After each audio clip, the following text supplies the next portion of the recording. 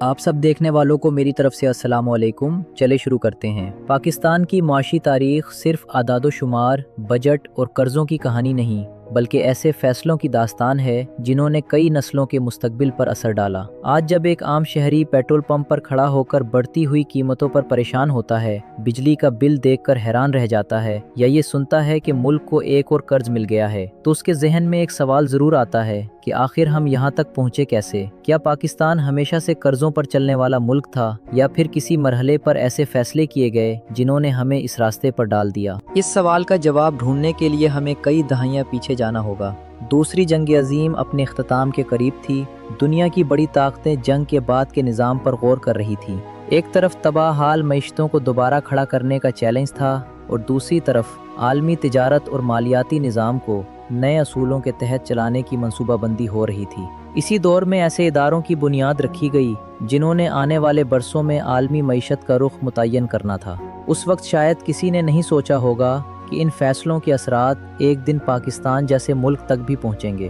1947 میں پاکستان وجود میں آیا تو حالات آسان نہیں تھے۔ نئے ملک کے پاس وسائل محدود تھے، سرکاری ڈھانچہ ابتدائی مراحل میں تھا، اور لاکھوں مہاجرین کی آبادکاری ایک بڑا چیلنج بن چکی تھی۔ اس کے باوجود ابتدائی برسوں میں پاکستان مکمل طور پر معاشی بحران کا شکار نہیں تھا۔ ملک کے پاس زرخیز زمینیں تھیں، کپاس اور پٹسن جیسی اہم فصلیں تھیں، اور برآمدات کے ذریعے زرمبادلہ حاصل کرنے کی صلاحیت بھی موجود تھی۔ اس وقت اصل ضرورت بہتر منصوبہ بندی اور مضبوط معاشی حکمت عملی کی تھی۔ قیام پاکستان کے بعد کچھ عرصے تک وہی کرنسی استعمال ہوتی رہی جو بر صغیر کی تقسیم سے پہلے رائج تھی۔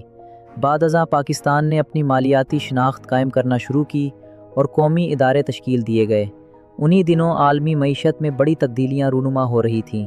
مختلف ممالک اپنی کرنسیوں کی قدر میں رد و بدل کر رہے تھے تاکہ تجارت میں توازن برقرار رکھا جا سکے۔ پاکستان نے بعض مواقع پر ایسے فیصلے کیے جو وقتی طور پر فائدہ مند نظر آئے، مگر ان کے طویل مدتی اثرات مختلف ثابت ہوئے۔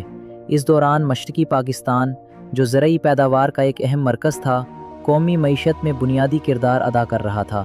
وہاں پیدا ہونے والی فصلیں ملک کے لیے قیمتی زرمبادلہ کما رہی تھیں، لیکن وقت گزرنے کے ساتھ ساتھ وہاں کے لوگوں میں یہ احساس پیدا ہونے لگا کہ ان کی معاشی اہمیت کے باوجود ان کے مسائل کو مطلوبہ توجہ نہیں دی جا رہی۔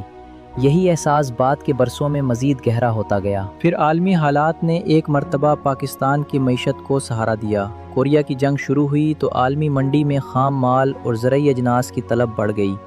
پاکستان کی برآمدات میں اضافہ ہوا، زرمبادلہ آیا اور معیشت کو وقتی استحکام ملا۔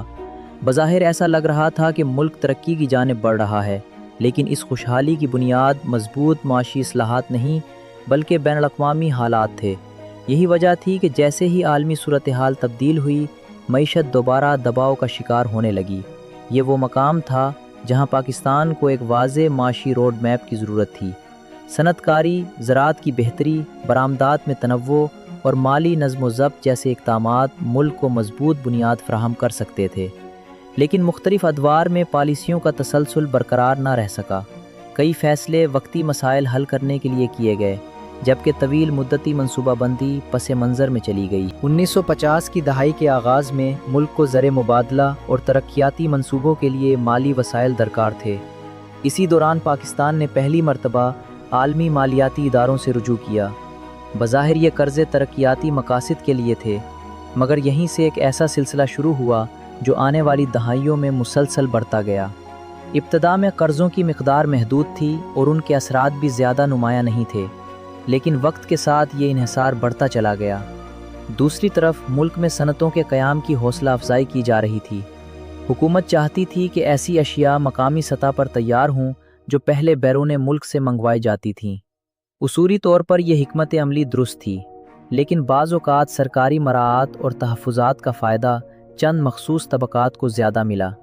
نتیجہ یہ نکلا کہ معیشت کے بعض شعبے تو ترقی کرتے گئے، مگر مجموعی معاشی ڈھانچہ اتنا مضبوط نہ ہو سکا جتنا ہونا چاہیے تھا۔ وقت گزرنے کے ساتھ پاکستان کی آبادی بڑھ رہی تھی، ترقیاتی اخراجات میں اضافہ ہو رہا تھا، اور ریاستی ضروریات بھی وسیع ہو رہی تھیں۔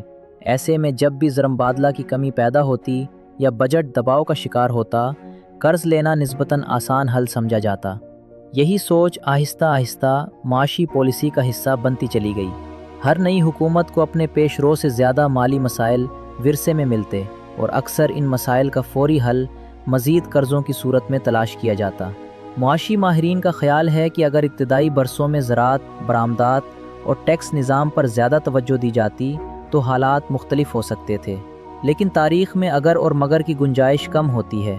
حقیقت یہ ہے کہ پاکستان ایک ایسے راستے پر چل پڑا تھا جہاں ترقی کے لیے درکار وسائل کا ایک بڑا حصہ بیرونی ذرائع سے حاصل کیا جا رہا تھا۔ ابتدا میں یہ راستہ آسان محسوس ہوا، مگر آنے والے برسوں میں اس کی قیمت بھی ادا کرنا پڑی۔ 60 کی دہائی شروع ہوتے ہی پاکستان ایک نئے دور میں داخل ہوا۔ ملک میں بڑے ترقیاتی منصوبے بن رہے تھے، سڑکیں تعمیر ہو رہی تھیں، صنعتیں لگ رہی تھیں اور معیشت کی رفتار بہتر دکھائی دے رہی تھی۔ عالمی سطح پر بھی پاکستان کو مختلف ممالک کی حمایت حاصل تھی، لیکن اس ترقی کے پیچھے ایک حقیقت یہ بھی تھی کہ بیرونی امداد اور قرضوں کا کردار مسلسل بڑھ رہا تھا۔ بظاہر سب کچھ ٹھیک نظر آ رہا تھا، مگر معیشت کی بنیادوں میں ایسے مسائل موجود تھے جو آنے والے برسوں میں خود کو نمایاں کرنے والے تھے۔